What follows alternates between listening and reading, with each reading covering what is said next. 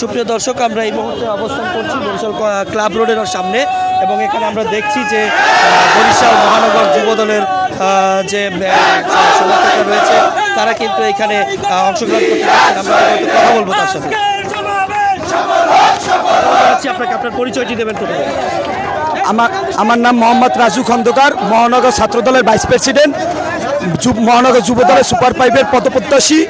মূলত ব্যাপার হয়েছিল এই স্বৈরাচারের সরকারের যে অন্যায় অবিচার, তেল গ্যাস নুন নিত্য প্রয়োজনীয়, তারপর পথের মধ্যে বাধা, অটো গাড়ি বন্ধ, বাস গাড়ি বন্ধ, নৌযান বন্ধ, মানুষের আম জনতা যে বাজার সদাই করবে বা একটা রুগী যে মেডিকেলে নিয়ে যাবে সেই পরিস্থিতি তারা রাখে নাই।